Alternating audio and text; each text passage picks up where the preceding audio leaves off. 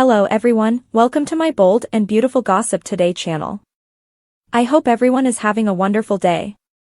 Before we begin, please hit the subscribe button and give this video a thumbs up. Steffy horns in on Ivy's delay with Liam. In Minister's space, Finn and Elder noticed Sheila crunching down pizza. Finn firmly encouraged Minister to take Sheila to the emergency clinic to get liquids, however Elder said she would have rather not gone. God, I miss that lady, Minister expressed.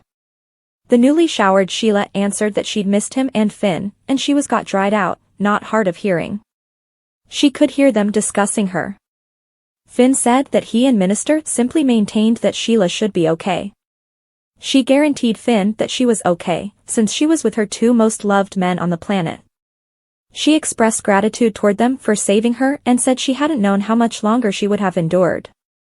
Minister answered that she was alive, and that was really significant. Finn gauged Sheila's heartbeat and asked how she felt intellectually, truly, and inwardly. Sheila revealed that she was truly powerless. Finn raised the clinic once more, however she accepted she'd get better a lot quicker at home with Elder. Minister brought Sheila hydrating leafy foods what had befallen her. Sugar occurred, Sheila said, cringing. Sheila asked how Elder and Finn had some significant awareness of sugar. Elder made sense of that Lauren had told him. Finn considered how Sugar had done what she'd done. Sheila expressed that she'd been getting on a mission to see somebody from before. She'd been getting instant messages and ought to have disregarded them. Sheila had gone to get together with Sugar a couple of times, however Sugar had no-showed. Sheila proceeded to express that while she had been getting things done half a month after the fact, Sugar had kidnapped Sheila, taken her to the stockroom, and tied her up. Sheila had never been so apprehensive, seeing Sugar and the fury in her eyes. Sugar had quite recently escaped jail and had been hanging tight for that day. Sugar had been envisioning and arranging her compensation. Sheila had a flashback of winding up on a sleeping pad on the floor, tied to a wall in a charcoal dull distribution center. Sugar said nobody was in any event, searching for Sheila. Talking in a rough murmur, Sugar boasted that she was in charge. Sugar had been clutching her displeasure for a really long time, incensed that her companion had fooled her into plastic medical procedure and duped the police into making Sugar pay for Sheila's wrongdoings. Sugar shouted that Sheila had demolished Sugar's life. Back in the present, Sheila expressed that she'd attempted to stop Sugar and safeguard Steffy and the kids, however Sugar had been still up in the air to make Sheila pay. Sheila said Sugar had nearly pulled off it. Elder helped Sheila, who cried. In a flashback, Sugar said she had counted as the years progressed, months, weeks, and days until she'd pursue retribution. She'd been consumed with it every one of the years she'd spent in the insane asylum, while Sheila had been allowed to carry on with her life. Sheila answered that Sugar had been captured for how she treated Lauren's child. Sugar asserted it could never have worked out in the event that it hadn't been for Sheila. As the flashback proceeded, Sheila asked what Sugar was arranging. Sugar expressed that she got to perpetrate wrongdoings seeming to be Sheila, and the primary spot she'd strike was Steffy Forrester's home. Steffy will be your most memorable casualty, Sugar chose. Sugar uncovered her arrangement to make everybody think Sheila had killed the mother of her grandson, and Sugar said Sheila would be secured for eternity. Still in the flashback, Sheila said Sugar appeared as though her yet didn't seem like her. Sugar made a sound as if to speak and inquired, "What about right now?" Sheila was stunned to hear her voice radiating from Sugar. Sheila entreated Sugar to hurt Sheila rather than Steffy and those valuable kids. Sugar set a cloak and hood over her head, saying, "This evening, Steffy Forrester passes on." Sugar added that Sheila would use the remainder of her life in jail.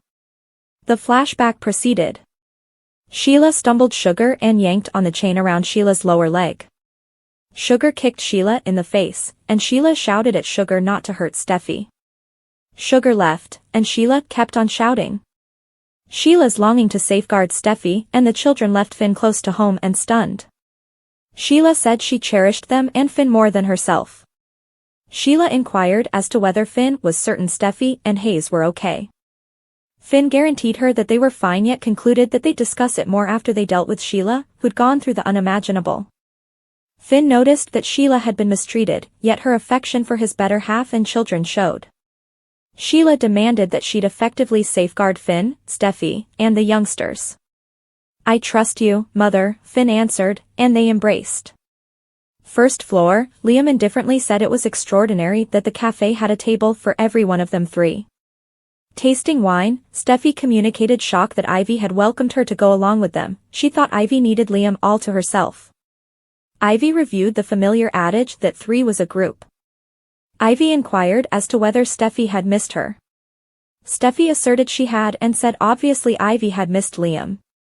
Steffy inquired as to whether it had been worth the effort to fly from Australia to establish one on Liam. Ivy made sense of that. She'd made an appearance to see another attractive man Steffy knew well, Eric. Ivy commented that Eric looked perfect, and Steffy answered that Ivy figured Liam did, as well. Liam recommended they steer the conversation in a different direction, yet Ivy started to let him know that despite the fact that it had been for a spell and they'd changed over the long run, Liam was as yet unchanged wonderful man all around. She called him kind, mindful, and attractive as damnation. Steffy feigned exacerbation and drank her wine. Ivy didn't have the foggiest idea why ladies weren't pummeling the entryway of the city's most qualified unhitched male, however she said she would be on the off chance that she lived there. "Goodness," Steffy mumbled and chugged her beverage. Stroking Liam's arm, Ivy thought about that she may be excessively forward. "You think?" Steffy answered. Ivy didn't have any idea why she ought to conceal her sentiments. She said she and Liam had changed and could be really great for one another. Steffy concluded that Liam was great, and he was everything, including Kelly's dad. Steffy said she and Liam expected to go see Kelly. Liam stammered. Getting it was that time, Ivy said seeing him had been great. Liam answered that seeing the wonderful Ivy had been great. Ivy inclined in and kissed Liam. On that note, Steffy reported, standing up. Liam cut off the kiss, and Ivy educated him to call her. As Liam stammered that he would, Steffy guided Ivy out with a progression of, "Farewell. Farewell. Bye." After Ivy had gone, Steffy commented that nuance wasn't hers, an area of strength for cousin. "Goodness, nor is mine. Us Forrester ladies. You must adore it," Steffy said, laughing and tasting wine. Liam took her wine glass from her and put it down. At the Bluff house later, Steffy finished a call and said Becky would drop off Kelly, who was eager to see Liam. Steffy expressed gratitude toward him for being a cherishing and mindful dad and said she realized he was the same way with Beth. That's what Liam kidded, among her and Ivy, his self-image would pop. Steffy guaranteed that she was different on the grounds that she wasn't making a play for him. Steffy inquired as to whether Liam needed to see Ivy once more. Liam streaked Steffy a look. Steffy commented that she concurred with all that Ivy had said about him, and he told her not to allow Finn to hear that. Liam inquired as to whether Finn would be vexed that Liam was there, yet she said Finn would be absolutely good with Liam seeing Kelly. Liam noticed that Steffy had daydreamed. She trusted that Finn had been hesitant, and typically, conduct like that elaborate Sheila. Steffy was sure that it wasn't Sheila that time.